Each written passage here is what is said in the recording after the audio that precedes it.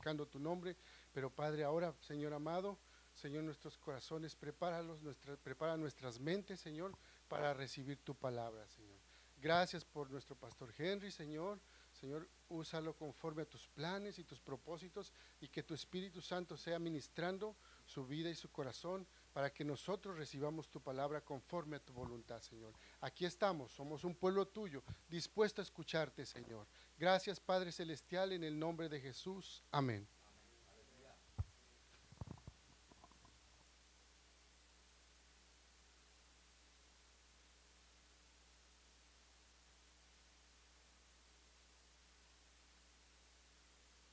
Bueno es el Señor, amén. Bien, hermanos, estábamos esperando como que una tormenta más tormentosa, pero no hay nada que atormentarse, ¿no? Sí, y gracias por su presencia, hermanos. Gracias por estar aquí. ¿Ya saludó a sus hermanos? No los veo. ¿Ya saludó a sus hermanos? Sí, sí, todos. Quiero verlos, quiero verles los ojos verdes, azules, amarillos, todo. ¿Amén? Bien, bien. Las ofrendas en la Biblia. Las ofrendas en la Biblia. Hoy vamos a entrar ya en el Nuevo Testamento, nos vamos a quedar allí hoy y si el Señor lo permite el próximo domingo también. Y quiero, no sé si tenemos, Rosaliano, bueno, estos son los dos textos que vamos a estar mirando hoy. Lucas 21 es la primera lectura, Lucas 21 y 2 Corintios 9, aunque vamos a mirar algo del capítulo 8 también. Ya la parte de diezmos, primicias y pactos ya no las tenemos, ya no están. Ya vamos a ver, como está aquí el título, las ofrendas en la Biblia, solamente en el Nuevo Testamento. Pero, para poder entrar un poquito en recorderis en nuestra mente de lo que es ofrenda como tal, es bueno mirar la definición que tenemos. ¿La tenemos, Rosaliano, definición de la ofrenda? Si la podríamos solamente para recordarla nomás. Ok, significado de la ofrenda. Porque la lectura que vamos a hacer a continuación de Lucas 21 nos ayuda a ampliar el concepto de hecho. Entonces, significado de ofrenda, don que se dedica a Dios. 2, dádiva o servicio en muestra de gratitud o amor. En griego es corbán, mi ofrenda literalmente a Dios, en Marcos 7:11. En hebreo, pues sabemos que no utilizamos nosotros vocales, lo que se trae cerca.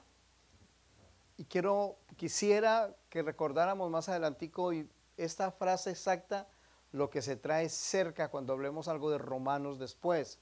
Por favor, no vayamos a olvidarlo, lo que se trae cerca. Es un significado muy interesante. Regalo o venir a Dios, aproximarse o acercar, y en latín es sacrificium, hacer sagrado. Solamente cuando se da es sagrado, en este caso como entrega a nuestro Dios. Mientras que está en posesión nuestra todavía no, pero una vez lo damos ya está en las manos del Señor. Vamos a leer entonces el Evangelio de Lucas, capítulo 21, versículos del 1 al 4. Note bien, amados hermanos, que tenemos dos textos en el Nuevo Testamento, uno de los evangelios, hay varios pasajes en los evangelios, y tenemos un pasaje de las cartas de Corintio, en este caso para hablar específicamente de lo que dijo el Señor y lo que dijo el apóstol Pablo, ¿ya? Lo que dijo en los evangelios el Señor Jesús. Hay una escena quizás muy conocida en Lucas 21:1, dice: levantando los ojos, vio a los ricos que echaban sus ofrendas, ¿en dónde? En el arca de las ofrendas. Vio también a una viuda muy pobre que echaba allí 2 blancas, y dijo: en verdad os digo que esta viuda pobre echó más que todos, porque todos aquellos echaron para las ofrendas de Dios de lo que les sobra, mas esta de su pobreza echó todo el sustento que tenía. Muy bien, yo creo que el solo pasaje y la sola lectura del pasaje es más que suficiente para hablarnos allí. Tenemos una escena, vuelvo y repito, donde el Señor está observando, está mirando. Recuerde, ¿cuál es una de las definiciones de ofrenda? El que se acerca. Sí. Los que estaban depositando la ofrenda se estaban acercando. La ofrenda significa los que se están acercando, ¿sí? Trayendo, llevando. Y el Señor está observando. La escena, vuelvo y repito, es muy conocida. Una cosa muy específica, el lugar, el arca de las ofrendas. Entonces reitero, amados hermanos, en el Nuevo Testamento, en los evangelios, en las cartas de Pablo, de Juan, de Pedro, de Santiago, de Judas, al final en el Apocalipsis, por mencionar algunos del Nuevo Testamento, quizás todos, no encontramos en ningún pasaje en el Nuevo Testamento una sola referencia, un solo mandato a diezmos, primicias o pactos. Todo eso era del antiguo, todo eso era del antiguo. Por favor, manténgalo en su corazón. Y recordamos rápidamente que todo eso del antiguo era solamente una sombra, era solamente una muestra de lo que sería realmente todo ahora en el Nuevo Testamento. Todo lo que sería ahora, como dice la Escritura, amados hermanos, en el capítulo 9 de Hebreos, se los leo. Hebreos 9:9 dice, lo cual es símbolo para el tiempo presente. Y está hablando de todo lo que se hacía en el tabernáculo. Todo lo que se hacía en el tabernáculo, Hebreos 9:9 nos dice, lo cual es símbolo para el tiempo presente, según el cual se presentan, ¿qué? Ofrendas y sacrificios que no pueden hacer perfecto en cuanto a la conciencia al que practica ese culto, ya que consiste solo de comidas y bebidas, de diversas abluciones y ordenanzas acerca de la carne, impuestas hasta el tiempo de reformar las cosas. ¿Hasta cuándo? Hasta el tiempo de reformar las cosas. Así que cuando se habla de este tema específicamente, recuerde este pasaje porque está diciendo que todo eso que se hacía en el tabernáculo, como lo que Jesús vio que la mujer estaba echando la ofrenda en el arca de las ofrendas, en este caso en el templo, que ya no había tabernáculo sino en el templo. Amados hermanos, todo eso, porque la ley todavía se estaba cumpliendo. En la época de Jesús todavía la ley estaba vigente. Es a partir de las enseñanzas del Señor y de la muerte del Señor que la ley cambia a la gracia. La ley cambia a la gracia. Y lo define o lo deja ya muy concreto el versículo 11. Si usted tiene su Biblia abierta en Hebreos 9, donde hicimos la lectura, usted va a encontrar en el versículo 11 el gran texto entre Antiguo y Nuevo Testamento. Es decir, se cierra en el versículo 10 el Antiguo Testamento y se abre el Nuevo Testamento en el 9:11. ¿Qué dice? Pero estando ya presente Cristo. Subraye eso, amado hermano. Hasta el versículo 10, Antiguo Pacto, Antiguo Testamento. Versículo 11, 9:11, pero estando ya presente Cristo. En otras palabras está diciendo, ahora ya no es por tabernáculos, por todas las cosas que se hacían en el tabernáculo, por animales, por los cereales, las ofrendas, sino ahora por cuanto Cristo cambia todo, estando ya presente Cristo, sumo sacerdote de los bienes venideros, por el más amplio y más perfecto tabernáculo, no hecho de manos, es decir, no de esta creación. Note la novedad, estando ya presente Cristo, versículo 12, y no por sangre de machos cabríos, ni de becerros, sino por su propia sangre, entró una vez para siempre en el lugar santísimo, habiendo obtenido eterna redención. Porque si la sangre de los toros y de los machos cabríos y las cenizas de la becerra rociadas o los inmundos santifican para la purificación de la carne, cuánto más la sangre de Cristo, el cual mediante el Espíritu eterno, ¿qué? se ofrendó, se ofreció, se dio, se acercó, ¿no? Se entregó, se ofreció a sí mismo sin mancha a Dios, limpiará vuestras conciencias de obras muertas para que sirváis al Dios vivo. Así que por eso es mediador de un nuevo pacto, para que interviniendo muerte para la remisión de las transgresiones que había bajo el primer pacto, los llamados reciban la promesa de la herencia eterna. Entonces, amados hermanos, todo ese sistema tributario de impuestos, que entre otras cosas era el diezmo, era una forma de tributo, una forma de pagar los impuestos en la nación de Israel, todo el sistema de primicias, todo el sistema de sacrificios, todo el sistema quedó ¿qué? Abolido, cancelado. Vuelvo a repetir, pero estando ya presente Cristo, versículo número 11 y versículo 14, ¿cuánto más la sangre de Cristo?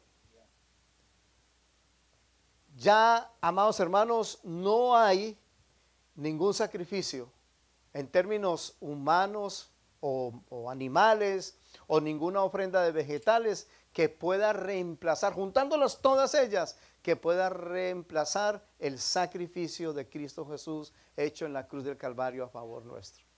¿Estamos, amados hermanos?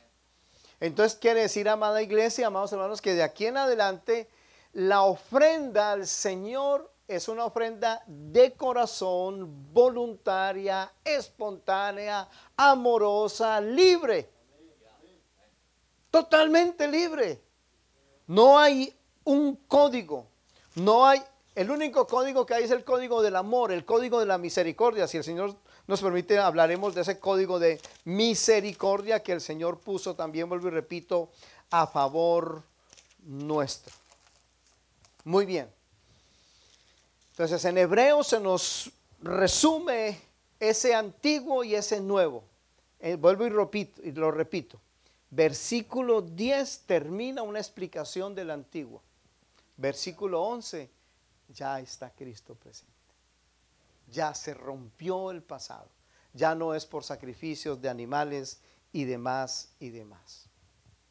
Volviendo al pasaje de Lucas, para considerar solamente algunas cosas, no más, algunas muy pequeñas, porque luego vamos a ir a la explicación un poquito más en Corintios. En Lucas capítulo 21, versículo 2, vio también a una viuda muy pobre que echaba allí 2 blancas. Y los ricos echaban sus ofrendas. Ambos estaban trayendo algo, acercar, ¿se acuerdan? Traer cerca, regalos, ambos estaban trayendo. Pero amados hermanos, volvemos al punto aquí, que es muy claro, el Señor está mirando en la actitud del corazón. ¿Sí? El Señor está mirando es la actitud con la que se da, más la cantidad con la que se da. Corintios, cuando entremos allí, vamos a ver, amados hermanos, claramente esa gran diferencia entre traer una ofrenda aparentemente suntuosa o muy grande, solo para recibir aplausos de los hombres, o buena vista de los hombres, un checkmark de los hombres, y qué ofrenda tan grande. Pero amados hermanos, esos aplausos y esos checkmark de los hombres, pues quedan hasta ahí, quedan en la tierra. No suben de olor grato ante el Señor. Porque recuerden, ni damos por imposición, ni damos como un pacto, como un trueque. Sí, Señor, yo te doy esto, pero recuerda, Señor, que sí, que mi cuenta necesita crecer, que mi cuenta necesita avanzar. Entonces, Señor, por eso no, jamás estamos negociando la ofrenda ante el Señor. ¿Qué es lo que dice el Señor de la viuda? Que ella echó más, porque ella dio su vida, porque ella dio todo el sustento. ¿Sí? Era muy pequeño el valor comparado con lo que los ricos estaban dando, pero ella dio absolutamente todo, lo depositó absolutamente todo en el arca de las ofrendas, lo depositó allí completamente. Bien, amados hermanos, vámonos entonces ahora a Segunda de Corintios.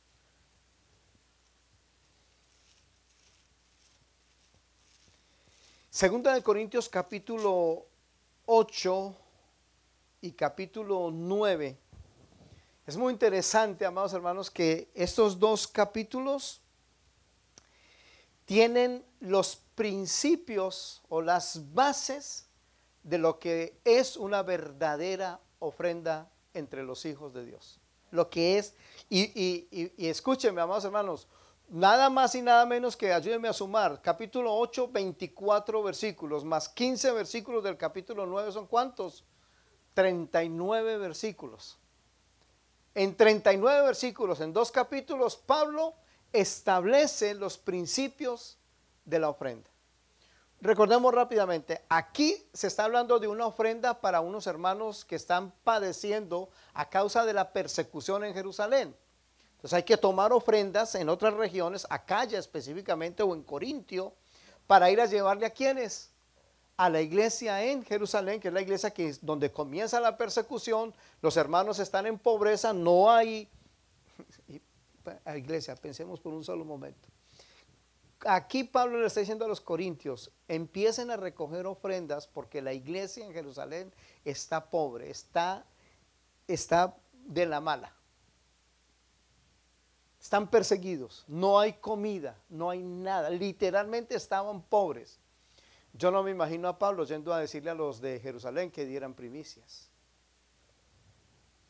¿Me hago entender? Yo no me imagino a Pablo diciéndole a los de Jerusalén, ustedes ahora están pobres porque no dieron primicias. Ustedes están pobres porque no trajeron y no hicieron pacto. Y no encontramos en los dos capítulos que tenemos para considerarlos, amados hermanos, no encontramos en estos dos capítulos ninguna insinuación, ni a diezmos, ni a primicias, ni a pactos. En lo que son, vuelvo y repito, los dos capítulos principales, hay otros textos, pero estos son los dos capítulos principales acerca de las bases o los principios para las ofrendas. Entonces, como los hermanos en Jerusalén estaban en crisis, Pablo dice, yo voy a decirles de qué manera, ya que ustedes han dispuesto su corazón para dar, yo les voy a decir la manera. Note, los hermanos de Corintio, Macedonia, Acaya y todos esos ya tenían en su corazón dar la ofrenda. Pero Pablo les dice, antes de darla yo les voy a decir cómo es. Ya la tenían, ya en su corazón decidieron recoger para los hermanos necesitados de Jerusalén. Pero Pablo les dice, váyanlas recogiendo mientras que yo llego, para que cuando yo llegue no se recojan. Yo les voy a decir cuáles son los principios. Yo no sé, me imaginaría yo, ya es mi imaginación la que vuela aquí un poquito, que cuando los corintios leyeron esto que mandó a decir Pablo, lo que algunos habían decidido de dar, unos ya no lo dieron y otros dieron más. ¿Me hago entender? Unos cuando vieron todas esas bases, todos esos principios, dijeron, no, mejor no vamos a dar. Porque algunos quizás podrían dar para ser aplaudidos de los hombres. Y otros dijeron, no, si es así, vamos a dar más. ¿Por qué? Porque ahora era por gracia, ahora era por amor. Ahora, si me hago entender, amados hermanos. Ahora, comencemos con el texto más citado y menos, comprendido o más malinterpretado cuando se habla de las ofrendas y de las riquezas que hay en Cristo Jesús. Este es el texto que vamos a leer, el más mal comprendido. Y se basan de ese texto para pedir y pedir y pedir y pedir por lo que dice el texto que está siendo mal interpretado. Es el versículo 9 del capítulo 8 de Segunda de Corintios. Cuando lo digo así, pocas se entienden, no se entiende mucho, ¿no? Porque primero decimos siempre el capítulo y luego el versículo. En la antigüedad primero se decía el versículo. En teología, cuando se estudia esa parte, los versículos se cita primero y luego el capítulo, pero nosotros lo hemos aprendido, el libro, el capítulo y el versículo, está bien. Segunda de Corintios 8:9, ¿qué dice? Porque ya conocéis la gracia de nuestro Señor Jesucristo, que por amor a vosotros se hizo pobre, siendo rico, para que vosotros con su pobreza fueseis enriquecidos. Entonces más de uno dice, ve, ahí dice, ahí dice. Y es más, lo dice muy claro, ¿cierto que sí? Lo dice, pues Él se hizo pobre para que yo fuera rico. Entonces uno va a mirar las cuentas bancarias y no hay la tal riqueza. No la hay como uno supuestamente por el texto lo diría. Entonces, ¿qué son las verdaderas riquezas en este texto y en todo el contexto de la palabra? ¿Qué son las verdaderas riquezas? Yo se las voy a dictar. Vos se las voy a dictar. Son 5. Y despacio se las voy a decir lo que dice el texto, lo que enseña la escritura, lo que son las verdaderas riquezas de Dios. Ese sería el subtítulo de esto que estamos predicando, las verdaderas riquezas de Dios. Para esto es necesario, antes de irlo a mirar en Romanos, entonces por un solo momento quiero darles ese texto de Romanos capítulo 11, versículos 33 al 35. Miren lo que dice, apúntenlo. Romanos 11, 33 al 35. Dice así: oh profundidad de las riquezas de la sabiduría y de la ciencia de Dios, cuán insondables son sus juicios e inescrutables sus caminos. Porque ¿quién entendió la mente del Señor? ¿O quién fue su consejero? ¿O quién le dio a él primero para que le fuese recompensado? Porque de él y por él y para él son todas las cosas. A él sea la gloria por los siglos. Amén. Miren, amados hermanos, es interesante cuando dice quién entendió la mente del Señor. Ustedes han escuchado muchas veces que nos dicen hay que tener la mente de Cristo. ¿La han escuchado? ¿Han escuchado eso? Es gente que dice no, es que yo tengo la mente de Cristo. Amados hermanos, ¿saben dónde está la mente de Cristo? Aquí, en la palabra. ¿Dónde está la mente de Dios? Aquí está. Si decimos que tenemos la mente de Cristo, no es la mente que yo tengo de Él, sino lo que dice Él. Aquí están los pensamientos de Dios, aquí están las ideas de Dios, aquí están los principios de Dios. Como alguien dijo, la Biblia no contiene las palabras de Dios, sino que la Biblia es la palabra de Dios. No contiene palabras de Dios, no, es la palabra de Dios. Entonces, las verdaderas riquezas de Cristo, según el texto de 2 Corintios 8:9, que nada tiene que ver con money, con cash, con dinero, con cheques, con bancos, nada tiene que ver. Pobreza de no tiene nada Cristo y riquezas de que tiene todo Cristo en términos de monetarios.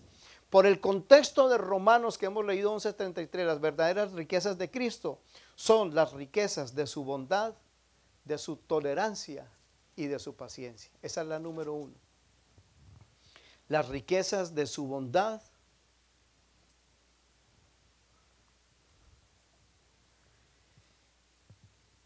Romanos 2:4, o menospreciáis las riquezas de su benignidad, paciencia y longanimidad.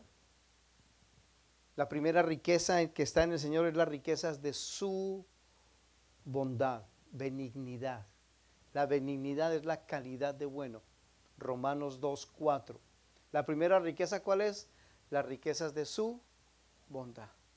Dios es rico en misericordia. Dios es rico en benignidad. ¿En qué más es rico? En paciencia. Porque si no fuera por las riquezas de su paciencia, no estaríamos hoy aquí haciendo culto al Señor. ¿Cuántos están aquí? Y también hay riquezas de su longanimidad. Y su longanimidad tiene que ver con la extensión, con la largura de sus riquezas extensas. En Romanos 9:23 menciona otra riqueza. La número 2, las riquezas de su gloria. Romanos 9:23 dice, y para hacer notorias las riquezas de su gloria, las mostró para con los vasos de misericordia que Él preparó de antemano para gloria. ¿Riquezas de qué? De su gloria. Él es riquísimo en gloria. Nada, por eso, amados hermanos, cuando valga el caso, amados hermanos, un paréntesis aquí muy pequeño. Cuando se estudia la palabra o se lee la palabra del Señor y se encuentra la palabra, en este caso riqueza, ¿qué es lo que hay que hacer? Mirarle el contexto. Hay que leer el pasaje, hay que leer el versículo, el pasaje, el capítulo y el libro. Libro, ¿cierto que sí? Capítulo, pasaje o párrafo y versículo, porque ahí tenemos el contexto. Y si no lo entendemos leyendo el libro entero, entonces hay que leer el testamento entero, el viejo o el nuevo. Y si no se entiende, entonces hay que leer toda la Biblia. Porque estaríamos diciendo la palabra riqueza sin el contexto. Y en 2 Corintios 8:9 no se refiere a las riquezas terrenales. Estamos viendo aquí por Romanos 11:33 las riquezas, amados hermanos, de su misericordia, de su sabiduría. La otra, amados hermanos, en Romanos también capítulo 10, versículo 12, la otra riqueza es lo que Él confiere o da a los que lo invocan. Lo que Él da a los que lo invocan. Romanos 10:12. Porque no hay diferencia entre judío y griego, pues el mismo que es Señor de todos es rico para con todos los que le invocan. Quien lo invoca a Él es rico en responderle. Dios nunca está escaso porque de su bondad Él siempre da más. Él rico es dando a quienes le invocan. En el capítulo 4 de Efesios está la número 4, la número cuarta. Libro de Efesios.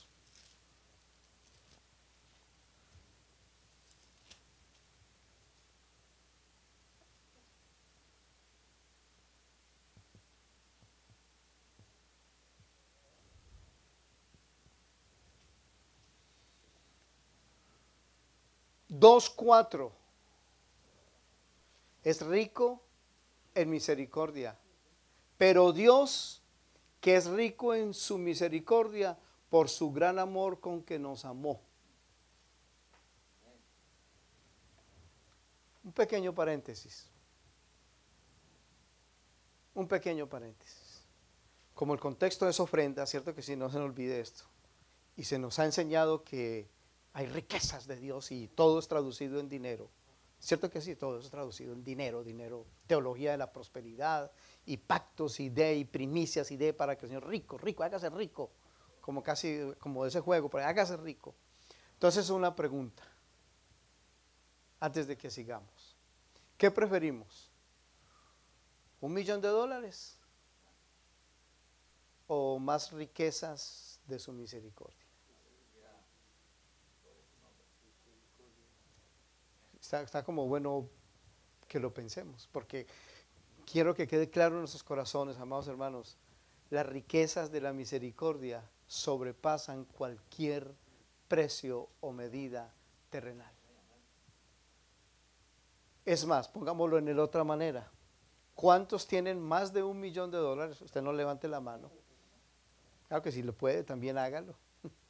¿Cuántos tienen mucho más que el millón, billón y pasan, pero son pobres en su corazón? Porque no tienen las riquezas de la misericordia del Señor. Entonces el número 4 es Dios es rico en misericordia. Y finalizamos con la quinta. Y aquí es donde podemos hacer, si quiere, cuentas.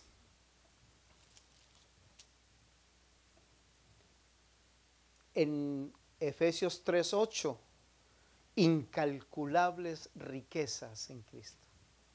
Mire cómo lo dice. A mí, 3:8, ¿están conmigo en Efesios? A mí, que soy menos que el más pequeño de todos los santos. Hay muchos que se hacen llamar mucho más que Pablo, ¿no? Tienen más títulos que Pablo.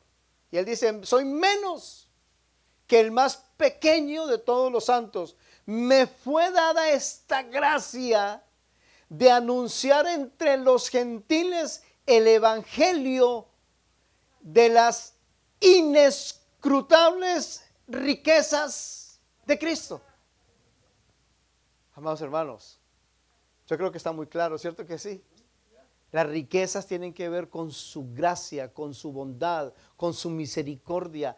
Todo lo que está en nuestro Dios, amados hermanos. Él nunca se agota. Rico en misericordia. La salvación es una dádiva de las riquezas de Dios. La salvación es la salvación sola, solita ya, es un regalo, es una dádiva de las riquezas de Dios.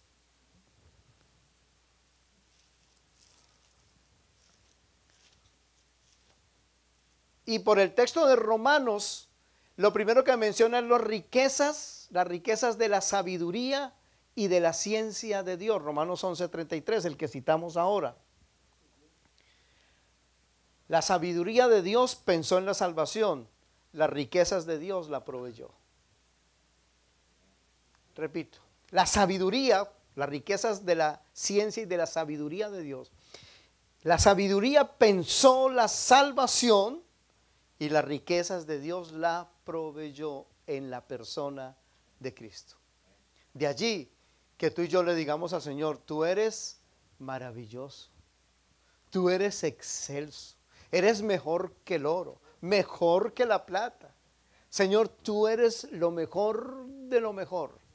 ¡Qué riqueza hay en Cristo Jesús! Volvemos a Hebreos, pero estando ya presente Cristo. Pero estando ya presente Cristo, ¿cuánto más la sangre de Cristo? Amados hermanos, porque nuestras ofrendas son resultado de reconocer esto y de un corazón que dice, Señor, aún lo que doy es poco, es nada, comparable con todo lo que tú me has dado. ¿Estamos, amados hermanos?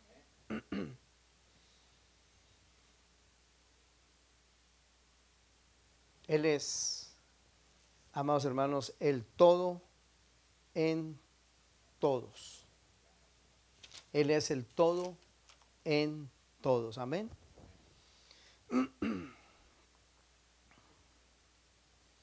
Estábamos leyendo el texto de Efesios 3:8 y yo quiero entrar por allí a continuar la línea de ese pensamiento. Sigamos la línea del pensamiento de Efesios 3:8, donde dice, me fue dada esta gracia de anunciar entre los gentiles el evangelio de las inescrutables riquezas de Cristo. Escúcheme, Efesios 3:8. No pierda de vista y de mente este texto para lo que sigue. Es importante captarlo. A Pablo le fue dado, y creo que esto simplemente es recordarlo, a Pablo le fue dado que anunciara el evangelio a los gentiles. Entonces lo que hizo Pablo fue presentar las riquezas de Cristo a los gentiles, y estos gentiles darlos como una ofrenda al Señor. Los gentiles no se podían presentar en el templo. Es decir, en el lugar específico de la santificación, donde estaba el sacerdote y el sumo sacerdote, los gentiles no teníamos acceso. Es más, dentro de esa escena del templo, si usted lo va a mirar bien, va a encontrar, luego usted lo puede mirar en su casa, el templo, va a encontrar un lugarcito que se llama el patio de los gentiles. En ese patio de los gentiles, ¿quiénes entraban? Solamente los, no podían pasar a traer ofrendas, no podían pasar mucho menos al lugar santo, mucho menos al lugar santísimo. Pero las riquezas de Dios le da a Pablo para que Pablo le lleve el evangelio, la riqueza del evangelio a los gentiles, y presente como ofrenda a los gentiles al Señor. Los presente, los entregue, los lleve hacia Dios.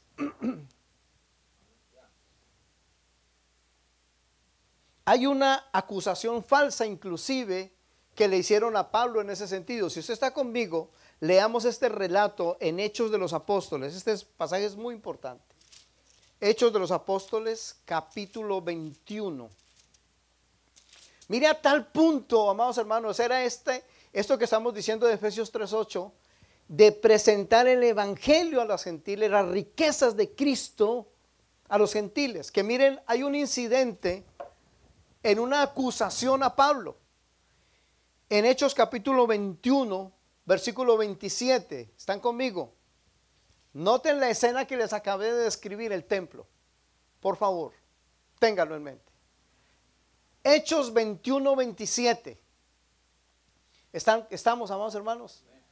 Pero cuando estaban para cumplirse los 7 días, unos judíos de Asia, al verle en el templo, alborotaron a toda la multitud y le echaron mano. Está hablando de Pablo, dando voces: varones israelitas, ayudad. Este es el hombre que por todas partes enseña a todos contra el pueblo, la ley y este lugar. Y además de esto, ha metido a griegos en el templo, o sea, gentiles. Y ha profanado este santo lugar, porque antes habían visto con él en la ciudad a Trófimo de Éfeso, a quien pensaban que Pablo había metido en el templo. Así que toda la ciudad se conmovió y se agolpó el pueblo, y apoderándose de Pablo le arrastraron fuera del templo e inmediatamente cerraron las puertas. Note, la riqueza del evangelio, las riquezas de Cristo le está dada ahora a los gentiles, a nosotros. Y Pablo es el que presenta el evangelio a los gentiles. Y entonces le presenta esta ofrenda que somos ahora nosotros a Dios. Permítame decirlo de esta otra manera.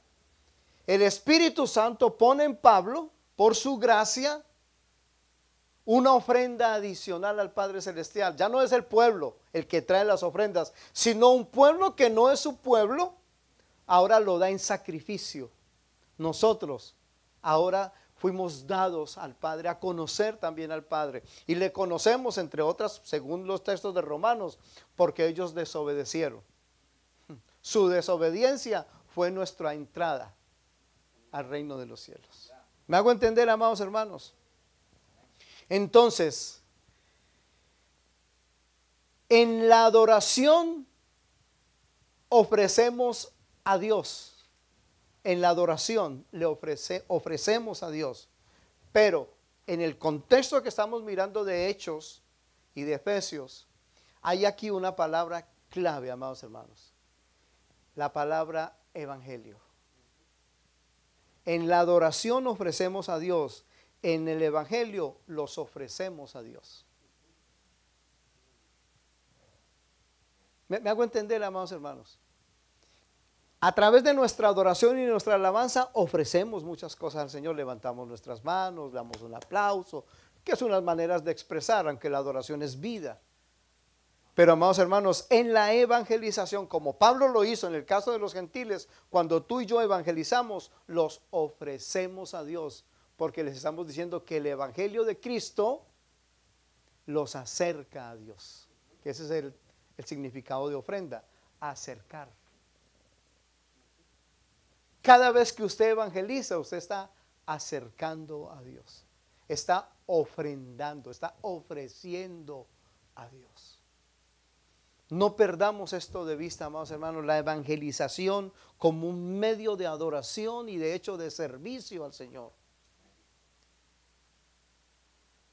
Que va más allá que una sola ofrenda de un martes o de un domingo, que va mucho más allá. Las riquezas que están en el Señor.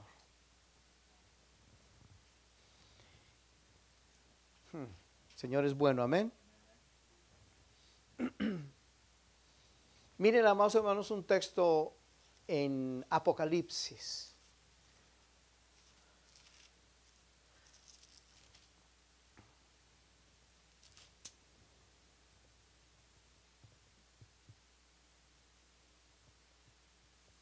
Apocalipsis, yo creo que no es problema encontrarlo, ¿no? Capítulo 5,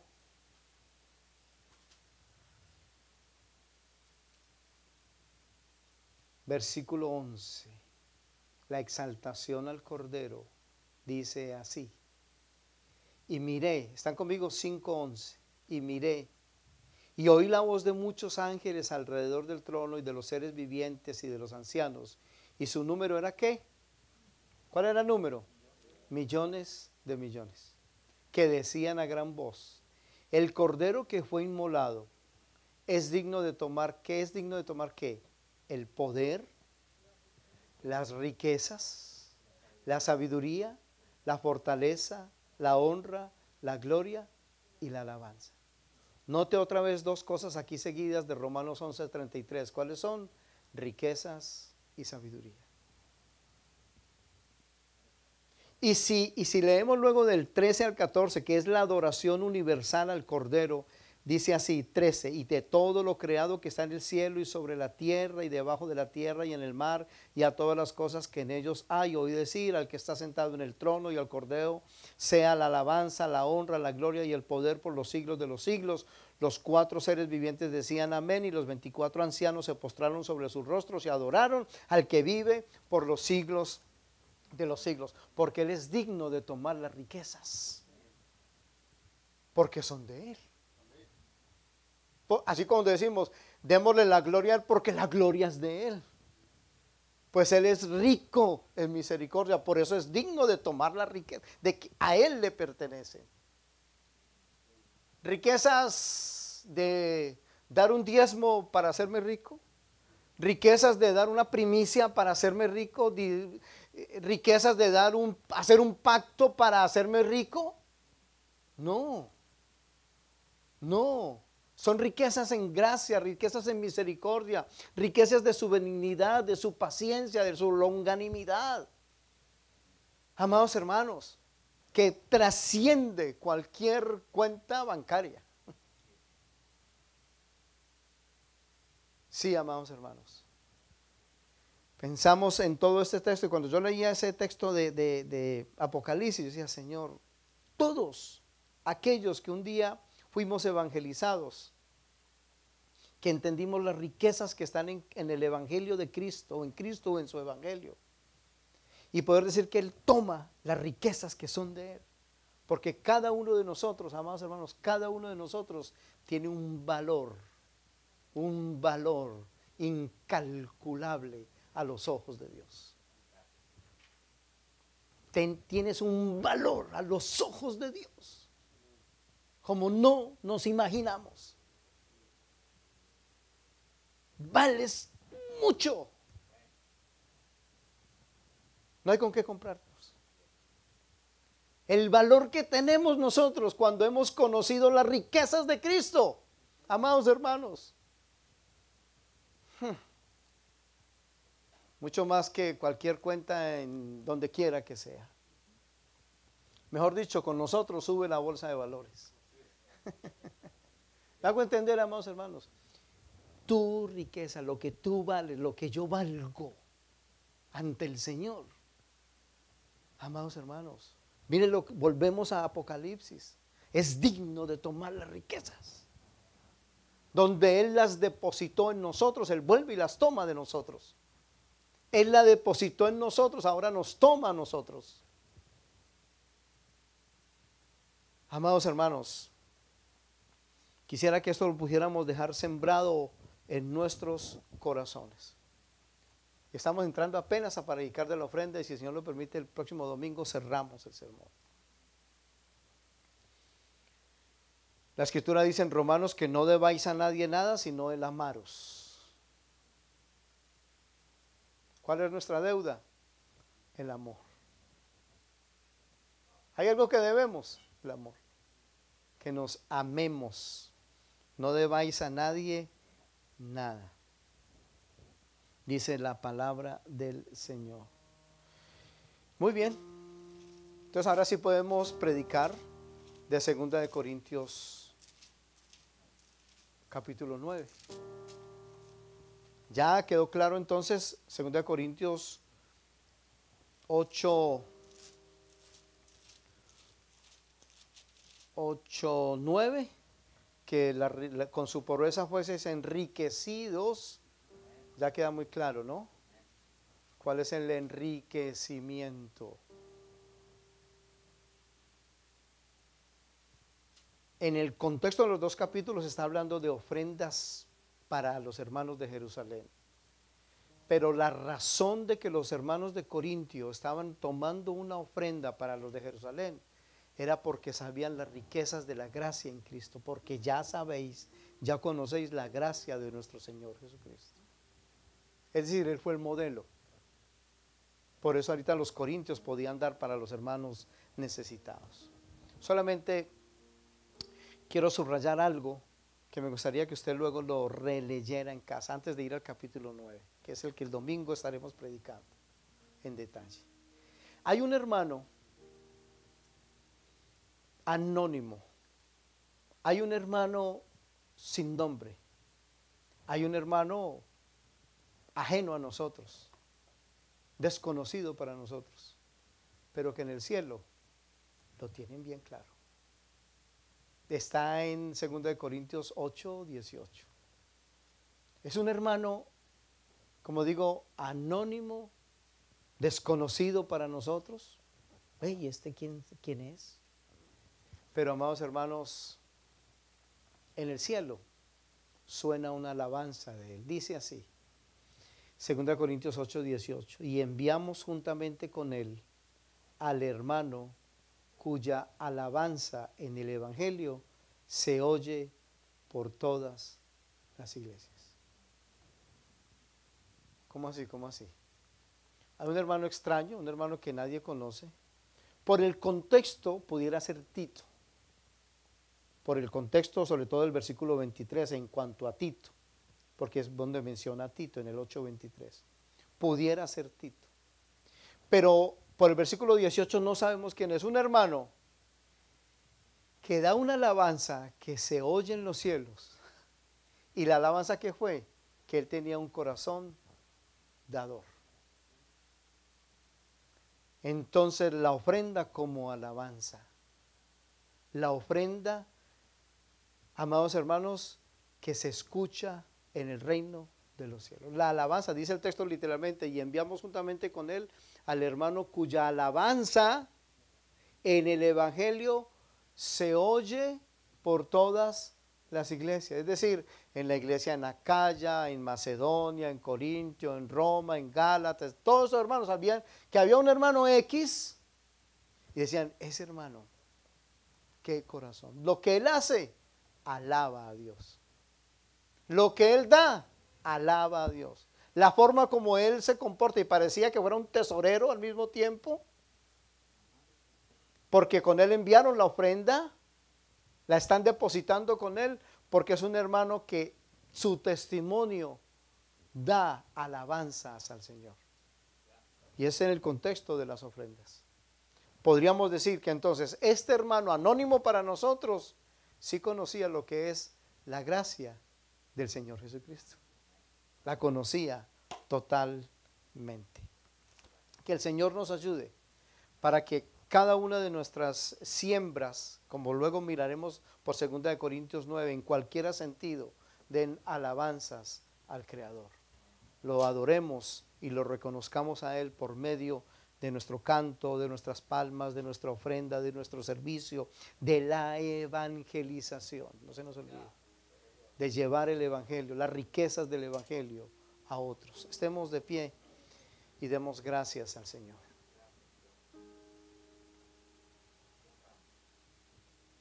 Puede usted allí en su corazón decir, Padre, gracias por las riquezas que me has dado en Cristo, por las riquezas de tu misericordia, de tu bondad, de tu paciencia para conmigo.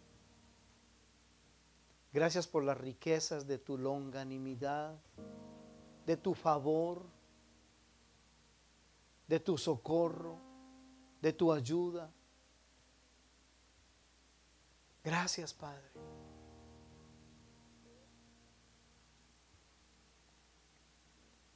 Bien dice tu palabra, lo hemos leído, eres digno de tomar el poder y las riquezas y la sabiduría y la honra y la gloria y la alabanza, el poder, todo que está en ti.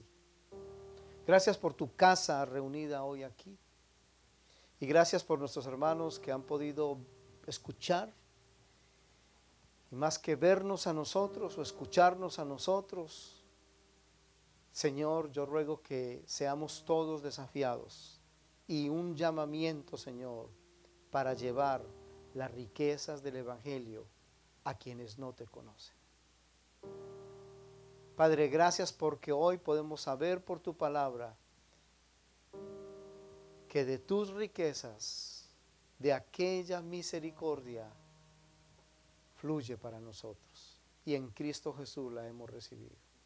Padre, una vez más en tus manos estamos y gracias por ser siempre nuestro ayudador, nuestro restaurador.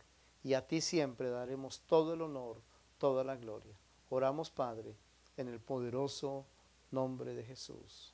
Amén. Amén. La paz del Señor en sus corazones, hermanos.